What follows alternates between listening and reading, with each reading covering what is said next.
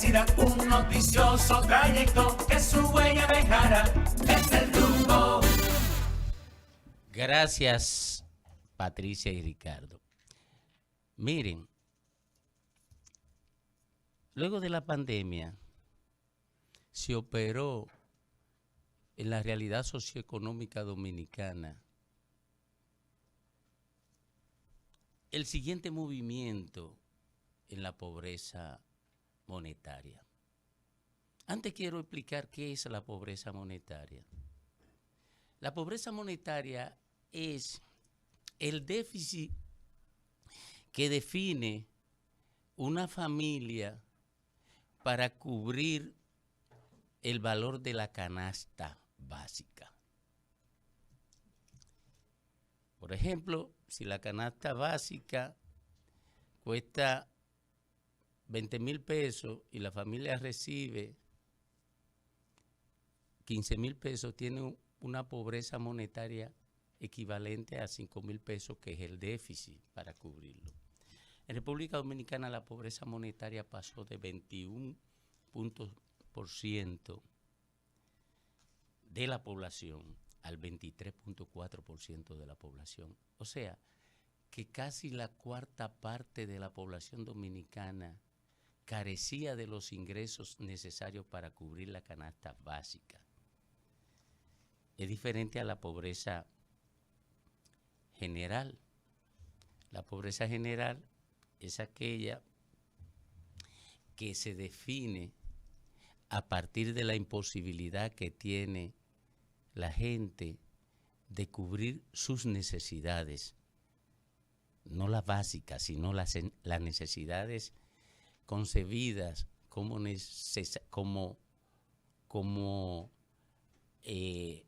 necesaria cubrir para usted estar estable. Incluye el derecho incluso al esparcimiento, a tener energía eléctrica de calidad, una vivienda adecuada. Cuando usted no llega a ese nivel, entonces está en el marco de la pobreza, pero la pobreza general. ¿Qué implicó eso en República Dominicana? Que 268,515 personas pasaran a vivir por debajo de la línea de pobreza. Casi 250,000 de personas fueron lanzadas en un año a vivir por debajo de la línea de pobreza. Y eso implicó que el 16% de la población aproximadamente, 16.2 calculan, quedara por debajo de la línea de pobreza. Eso implicaba que esa cantidad de personas percibía menos de $2 por día para satisfacer sus necesidades, pero había un 2.8% que recibía menos de $1 por día.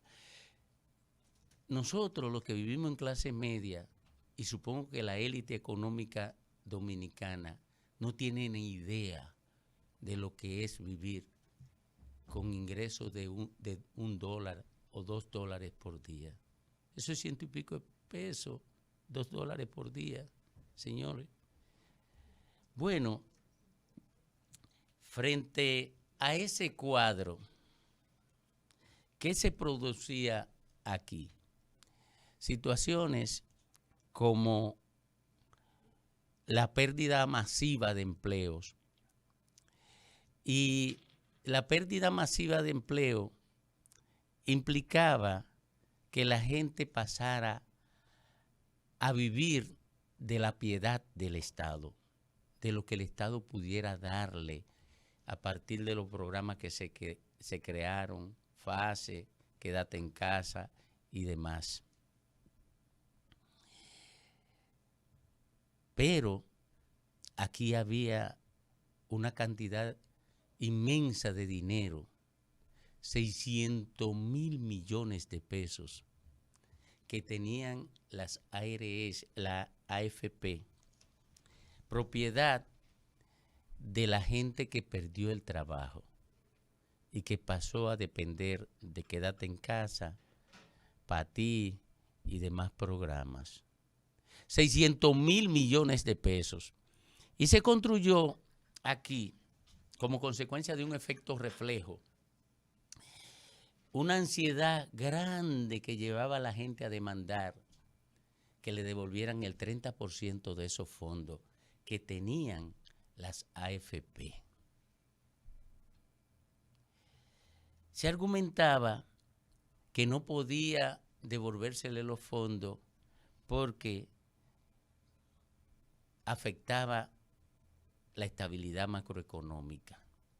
Y podría ser cierto en un análisis económico. No era verdad por una razón sencilla, porque si era que la cantidad de dinero que entrara de golpe al torrente económico iba a determinar una inflación incontrolable o iba a devaluar el peso como elemento macroeconómico, entonces podían hacerlo gradual. Podían hacerlo gradual. Y así entra el dinero al torrente económico para estimular el consumo y por vía de consecuencia estimula la producción y comienza a lograrse algún dinamismo de la economía. Eso es elemental. Yo no soy economista, pero todo el mundo sabe, todo el que piensa un poquito sabe que eso se puede dar. Ahora, la verdadera causa era otra. La verdadera causa era que las AFP le habían entregado más del 74% de los recursos de los fondos de pensiones al Estado en los gobiernos del Partido de la Liberación Dominicana. Y en una acción de trampa, porque si se lo entregan al Estado, los intereses que el Estado le paga a la AFP tienen que salir de los impuestos que pagan los mismos trabajadores. O sea, los trabajadores le pagan a las AFP por el préstamo de su propio dinero. Oigan eso. Los trabajadores le pagan a la AFP porque ellos prestaron el dinero de los trabajadores al Estado. Esa era la verdadera razón, que el 74% de esos fondos lo tiene el Estado. Ahora bien, si era que el Estado no tenía dinero, el Estado podía hacer un préstamo, porque los mercados financieros ahora mismo tienen toda la flexibilidad para facilitarles recursos a las naciones para que recuperen su economía y para que financien programas sociales. Se podía hacer por esa vía. Y si tenían que hacerlo gradualmente, también lo podían hacer gradualmente, aunque se tomara el préstamo. Situarlo en el... Pero, ¿cuál es la verdadera razón por la que la AFP no se quieren desprender de los recursos? Se lo voy a razonar. La AFP tiene 2,000 millones de pesos de pensiones, no, de recursos de fallecidos que deben entregárselo a los sobrevivientes. Pero la AFP se resiste a entregar esos cuartos, que son de esos seres humanos que sobrevivieron a su pariente. Lo tiene 2,000 y le pone todos los obstáculos imaginables para que ningún pobre de eso pueda accesar a esos recursos. Y ocurre que esos pobres no tienen ni siquiera para pagar pasaje por los viajes que tienen que dar a la AFP. Y lo vencen apoyándose en la propia precariedad del dueño de recursos. Y la AFP se queda con los 2,000 millones de pesos. Tiene años con ese dinero y no se lo devuelve a ninguna. Es la explicación de que puede afectar los índices macroeconómicos el hecho de que no le devuelva los 2,000 millones de pesos. No, esa no es la explicación. Es porque se quieren quedar con ellos y ahorita se lo voy a demostrar. Pero usted cumple 60 años y va a buscar su fondo de pensiones a las ARS, cualquiera que sea. Mira, perdóname esto, Patricia. ¿A ti te lo dieron cuando lo fuiste a buscar? Dilo con la voz, dilo. No, señor. No, señor. A mí tampoco me lo han dado. ¿Usted sabe qué dicen ellos? Que la ley 1320 lo autoriza a ellos a no darlo. La de la modificación. Oigan, a mí me lo hizo la AFP Reservas, que es la del Estado. Y me dijo eso. Oigan, y hice un comentario dándole valor de verdad a esa vagabundería. Y me equivoqué. Mentira que no lo dice la ley. La estudié este fin de semana, de cabo a rabo. Y en ningún lugar lo dice porque se quieren quedar con él, con lo cuarto. Ah, pues también afecta a los índices macroeconómicos. No, no lo afecta. ¿Qué es lo común en la negación de entregar el 30%? En el mantenimiento retenido de los 2,000 y pico de millones de pesos de los fallecidos y en la negación a entregarle los fondos que tiene acumulado el que cumple 60 años y no tiene acceso a la pensión porque no ha hecho las 300 y pico de cotizaciones. ¿Qué es lo común? Que se quieren quedar con el dinero y ahora les voy a explicar por qué. ¿Por qué no quieren soltar el dinero?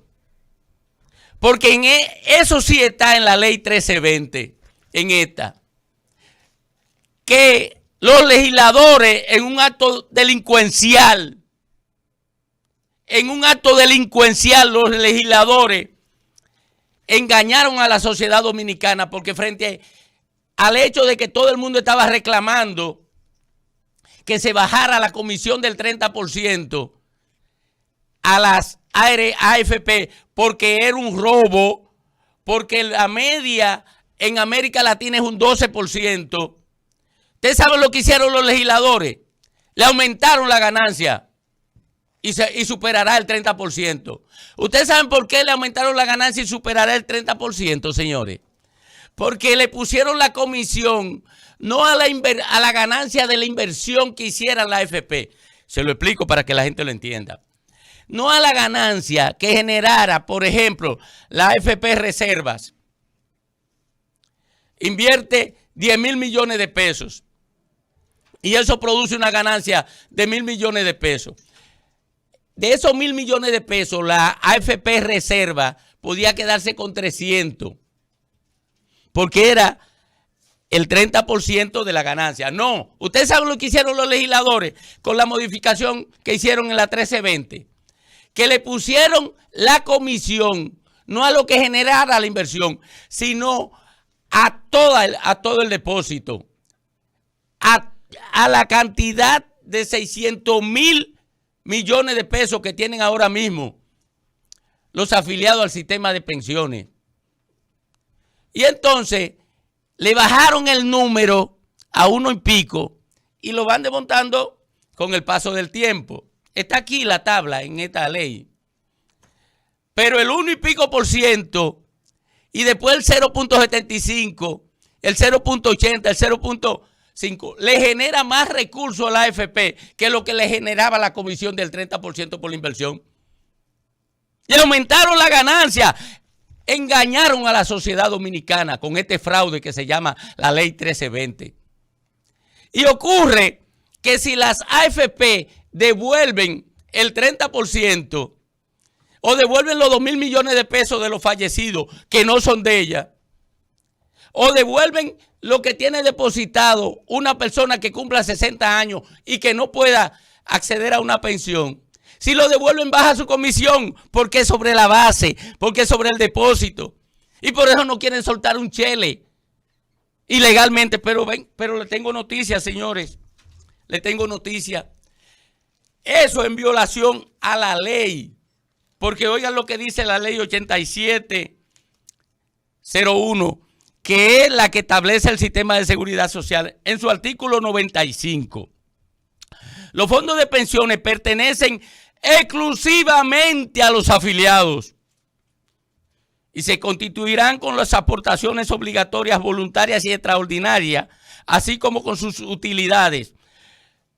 Oigan esto, oigan esto, constituye un patrimonio independiente y distinto del patrimonio de la administradora de fondos de pensiones. O sea que eso no es patrimonio de ella, sino patrimonio del afiliado. ¿Y qué es un patrimonio? Es la propiedad que usted tiene sobre algo. Y el principio básico de propiedad indica que es el uso, disfrute y disposición de un bien. El que tiene la propiedad sobre algo tiene el derecho a uso, disfrute y disposición del bien. No es un segundo, ni es un tercero que tiene derecho a disponer de ese bien. Oigan lo siguiente. Sin que, oiga lo que yo le quiero señalarle a la gente. Constituye un patrimonio distinto, independiente del patrimonio de la administradora de fondos de pensiones, sin que ésta tengan dominio o facultad de disposición del mismo. O sea, está violando la ley la AFP, salvo en forma y modalidades consignadas expresamente por la presente ley. Y esta ley no establece que la AFP puedan disponer de un bien. Están violando la propia ley que le da origen al sistema de seguridad social de una forma fraudulenta. ¿Y ustedes saben por qué es fraudulenta? Porque constituye una expropiación ilegal. Le está quitando al dueño de un bien, que es el dueño de ese depósito, el derecho a disponer de él. Y eso se llama expropiación ilegal. Eso es inconstitucional. Eso se llama robo. Cuando yo le quito a alguien un bien de manera ilegal, se llama robo. Por eso es que tenemos que salir a la calle a combatir el robo de la AFP y el robo de las ARS.